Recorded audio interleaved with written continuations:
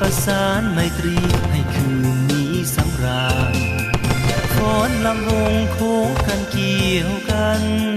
ฟ้อนลำวงโค้งกันเกี่ยวกันให้งานนี้ซื่นบานดังวิมานนภาลัย